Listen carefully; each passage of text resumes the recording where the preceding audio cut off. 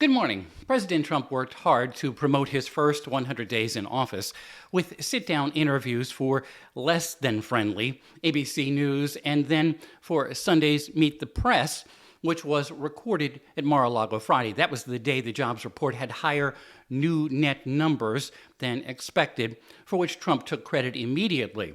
Yet he blamed Joe Biden earlier last week when GDP was reported down for the first quarter. When does it become the Trump economy? It partially is right now, and I really mean this. I think the good parts are the Trump economy, and the bad parts are the Biden economy. I keep pointing this out, but in the interview, Mr. Trump again claimed that gasoline prices in several states are $1.98 a gallon. That is a number that is stuck in his head, presumably.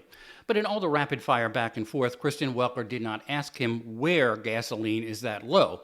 Again, AAA's gasoline price map has no state anywhere near that price per gallon for regular and doesn't even have a color coding on the map that goes that low at this point. Last week, the president famously said that girls might have to live with $2, a number he increased to $3 in the interview, versus $30 because of the need to squeeze China and other nations via tariffs. By the way, on Saturday, tariffs on auto parts took effect and may have the most impact because even vehicles assembled in the United States can have as many as 50% of their parts imported. All of that, especially among Mexico, China, and Canada. The tariff uncertainty and higher prices to come with it all has many analysts predicting there will be a recession in the United States, where a year ago they were banking on the Federal Reserve bringing the economy in for a soft landing. Is it okay in the short term to have a recession? This. Look, everything's okay. What we are, I said, this is a transition period. I think we're going to do fantastically. Are you worried about a recession? No. And of course, the interview with Meet the Press turned toward the controversy over mass deportations and whether alleged gang members facing summary deportation are entitled to some sort of way to challenge it.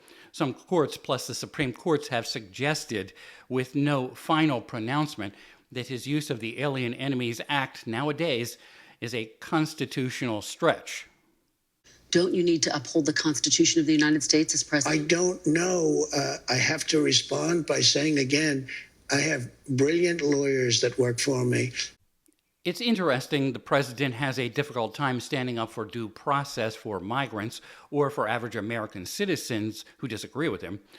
But for the lawyers he had previously, whether they were paid or not, stretching out due process when possible, was essential to preventing him from facing serious criminal indictments on charges of trying to overturn the 2020 election and mishandling classified documents after he'd left office. And Mr. Trump did put aside the idea that he might run for an unconstitutional third term. So those of you who may have bought Trump 2028 hats, hold on to them for whatever value they may have, especially if he changes his mind. But he told NBC also he's not ruling out taking Greenland by force. With Ear on the White House, I'm Bob Costantini.